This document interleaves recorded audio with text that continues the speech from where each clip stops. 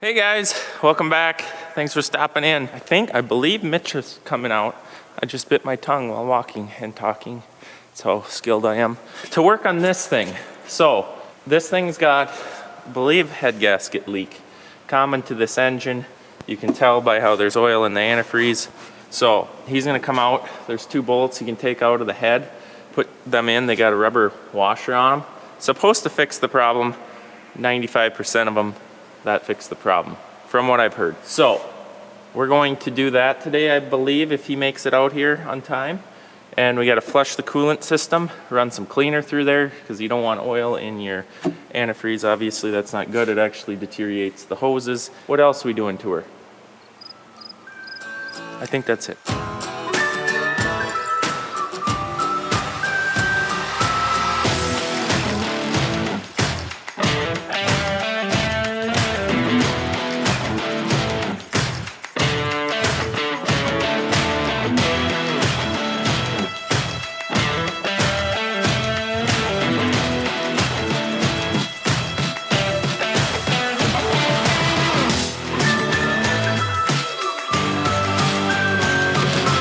In the meantime, I am doing the service intervals on this 8R 370. I just got the fuel filters done, changed the engine oil, got the break-in engine oil out, new 1540 in. Now I got to take the bottom pan off, clean some leaves out of there because they are sprayer tractors, so the leaves get packed up in places they shouldn't be. What else? Check all bogey wheel level oil. They do not need to be changed. There's 200 hours on this machine roughly. So it needs to just be checked the level, make sure they're not leaking, which the other tractor is just fine, but let's get to it. It's gone.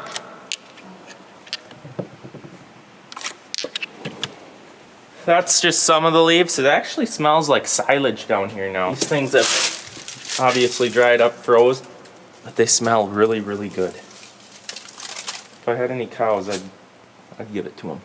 That's loose. The mechanic's been here and has been doing some more diagnostic shooting on it on why the hydraulic oil overheats, but still no luck on figuring out what's going on. But we're gonna take this pan down and change the steering filter.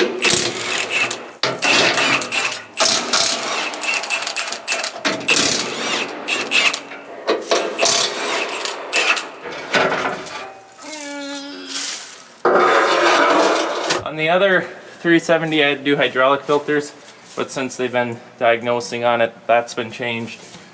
But this little guy here, this is what I gotta change. And since they've been working on it, there's no leaves, so that's good. I'm also gonna drain the petcock here to the fuel tank and see what I find inside of there.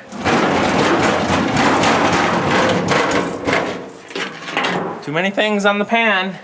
We always try to drain the bottom of the fuel tanks yearly just to make sure. We don't normally have too much water in them, but just with condensation and stuff, like there's nothing in here. This is good quality fuel, but occasionally, especially on equipment that you just buy, that's something I definitely check, because water in your fuel can cause that algae to grow and you don't want that problem. Well, maybe you do. I don't.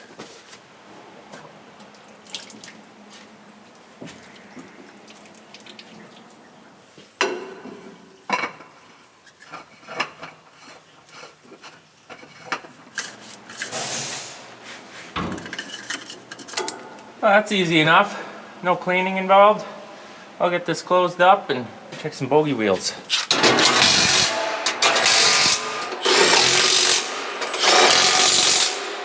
So what I'm not used to is, well, new tractors, new equipment. Never done hydraulic filters and steering filters every 100 hours. Normally that's like a 1,500 hour thing.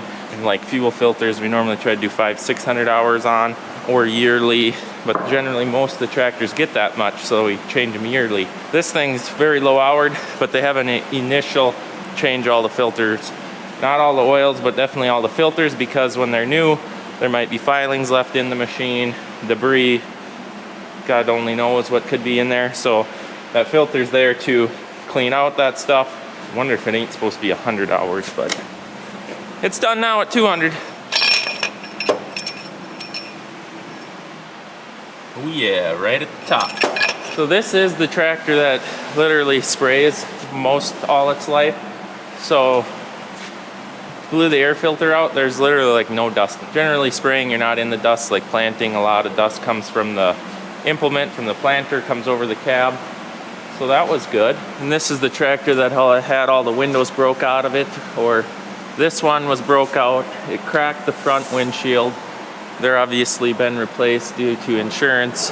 Fixed it all up, thank God, before planting season. I have never seen the windows so clean in my life, right? Oh, man.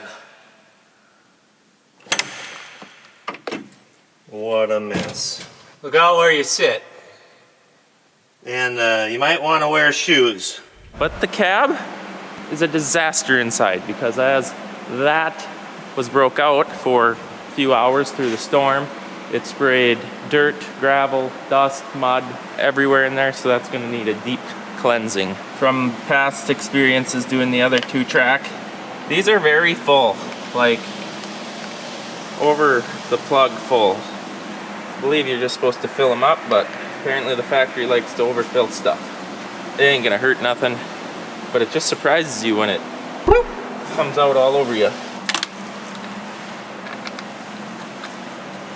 As I figured, they were all good. It's only got a couple spots that need grease. And then what? Detail the cab, and I think this thing's done.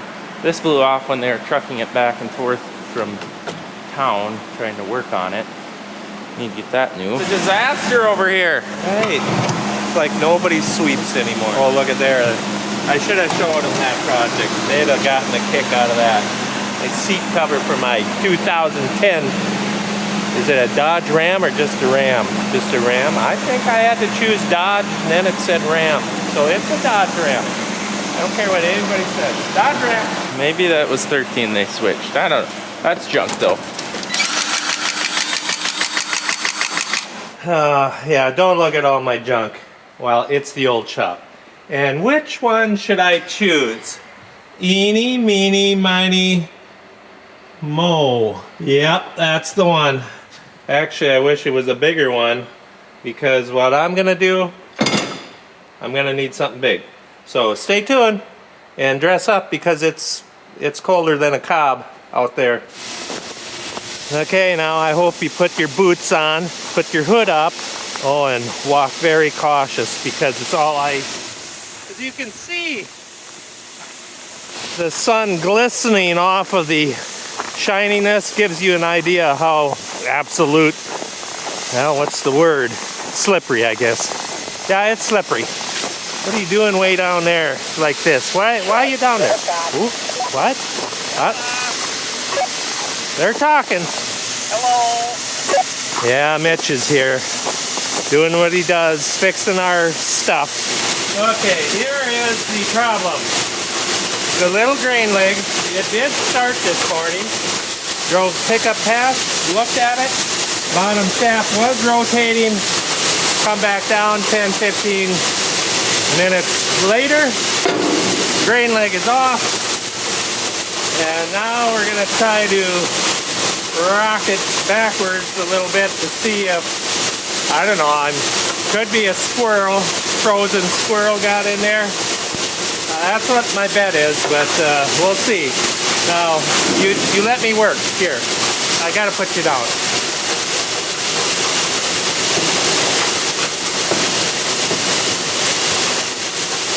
Well, we'll go try that. I'm either just spinning the bottom pulley on the belt, bucket belt, or whatever was stuck fell out when I was able to turn it backwards. So, we'll see here. Oh man, how winter can slow down progress. Half the stuff you get done in a day, half of it. I don't like it. Nope, tripped out. I'm gonna have to have help on that then, because I gotta have somebody out there. Gonna have to go up on top of the leg and see what's going on. Oh, we need to clean down here too.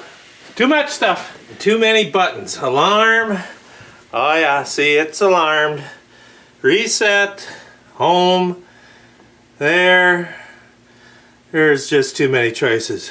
Okay, when the alarm trips, it shuts everything down except the big lig, if you care. Okay, I gotta go up on top of a bin and check that out now. Make sure the sides of the bin are not getting a lot of corn stuck on them, or make sure everything's okay in there. So, I'll be back. Okay, I'll let you guys adjust your eyes, and obviously you made it down here with me. It was just a short 20-foot crawl down here. I hope you guys can see better than what it looks like you can see, but here we are. This is the issue. We just gotta take and kind of, and kids, never ever push on a broom like I just did. That's a no-no. You will wreck the broom. Do what I say, not as I do. Is that the saying? Yeah, we're just cleaning here. Cleaning, tapping, cleaning. Otherwise, your bin wall might rot or rust apart if you do not remove that debris.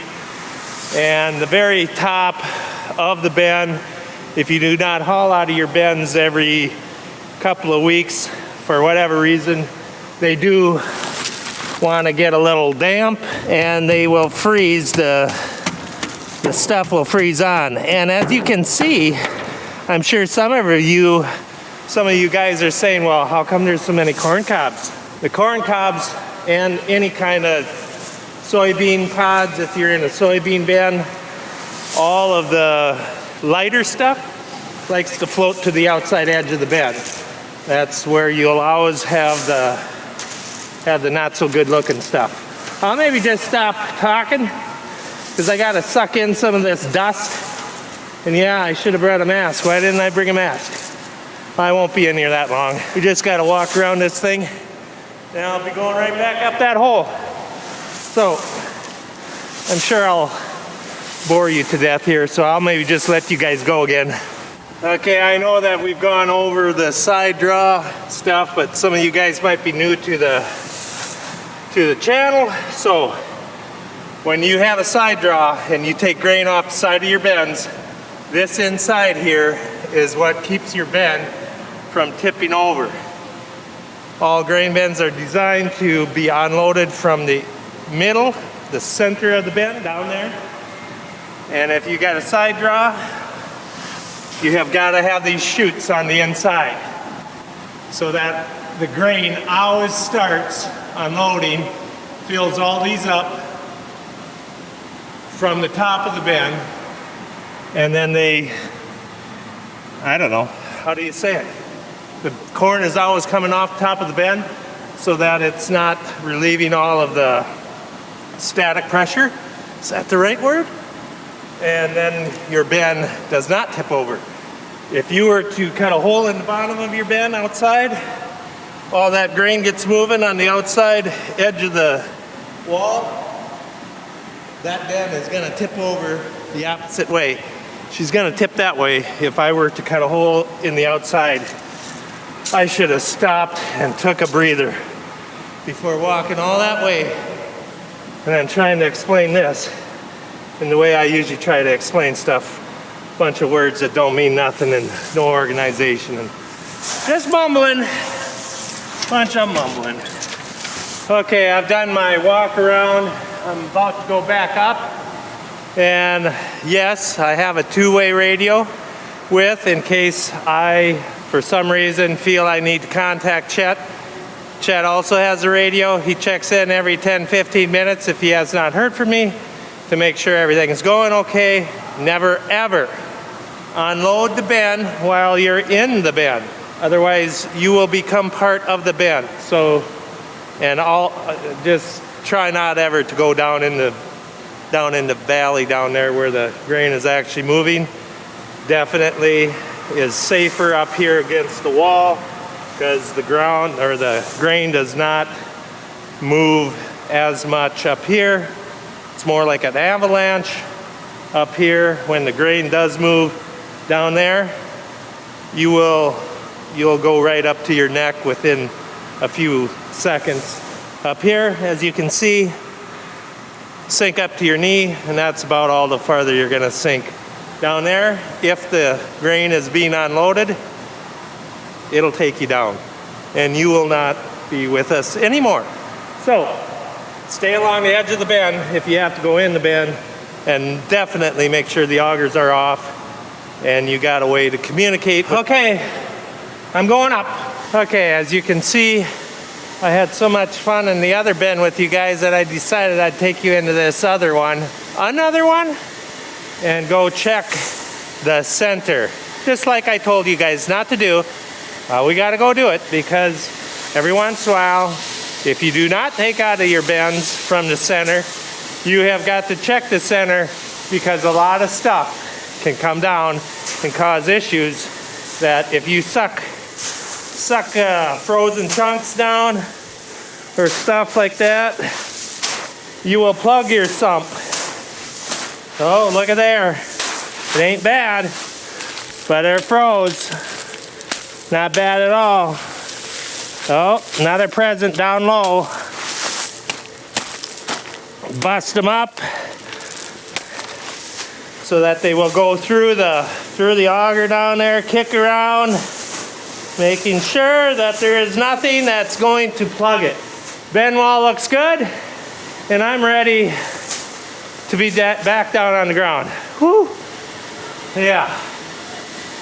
Okay, maybe I could just jump through that chute and be shot out into the truckload and I don't have to crawl up. But I'm never gonna fit through there. The center of me has gotten too thick. I'll never fit. Okay, I made it out. We're on the downward slope. Now, this is the half of this bend roof. Oh, you're all messed up. So sorry about that. Half of that bend roof, or a third of it, is new. And also this one.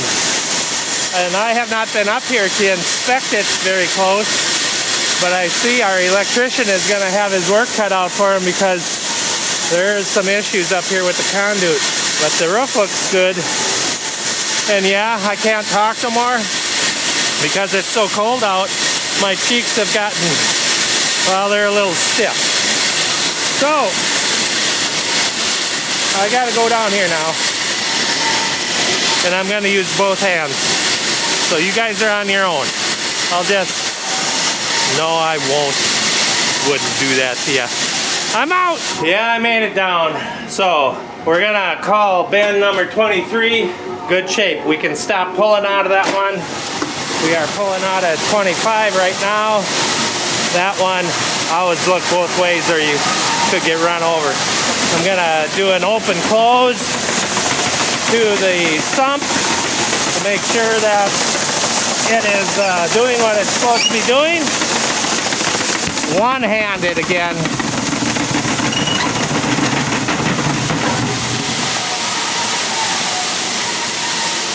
Well, that's coincidental. The overhead bin. Let go, Mr. Magnet. The people want to see. The overhead bin went full. So as I'm monkeying around there, by coincidence, it all isn't scared the liver out of me. Actually, I thought I plugged her up. So when the overhead bin goes full, we got a switch up there that shuts whatever we're filling the bin with off automatically. And that's what just happened there. Whew. I'm gonna wait a while before me and this guy get back at it.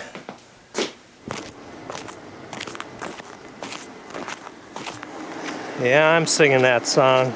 You know the one. Slip sliding away. It's just a jingling away up there. Mm-hmm.